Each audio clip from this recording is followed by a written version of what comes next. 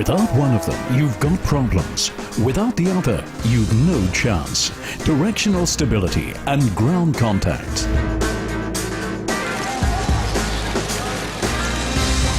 Anyone who wants to get ahead in a race and ideally stay there needs optimum control of their car.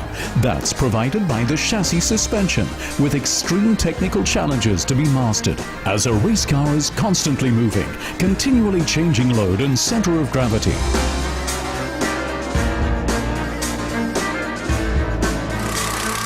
Springs and shock absorbers play a key role. They ensure that wherever possible, the wheels are constantly pressed onto the ground, thus producing a high level of grip. Gripniveau besteht in erster Linie. This level of grip consists primarily or comes primarily from three factors. One of the factors is the load placed on the tire contact area, which in turn is decisively influenced by the car's load. Entscheidend beeinflusst über die Last. The key is to utilize or spread the load as well as possible. For example, as in touring cars.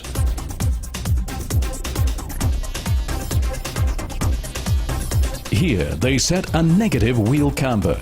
That means greater lateral guided force around corners. The pressure gets spread more evenly onto the tire's contact area. The aim, a high level of grip and steering control. For example, through faster ground contact after riding the curb.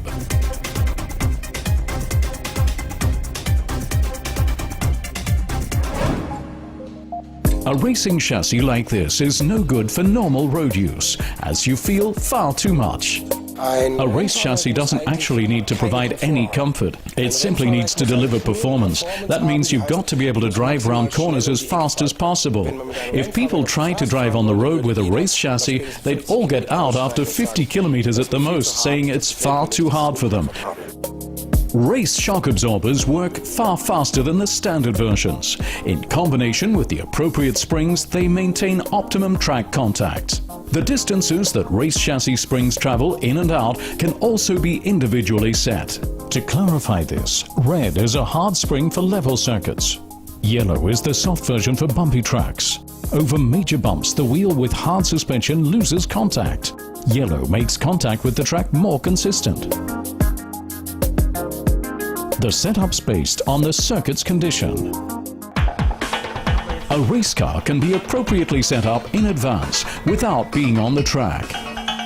Die Sensoren an den Rädern erfassen jetzt vertikale Beschleunigungen. The sensors on the wheels record their vertical acceleration. I've also got sensors on the chassis structure at the front and back that let me record the spring level. In addition, I've also got a load cell on each of these posts that shows me the strength of tire contact. And then for each, I've also got acceleration and travel sensors. From this data, I'm then able to create the various parameters and graphs. Kann ich dann die verschiedenen Parameter oder Graphen erstellen.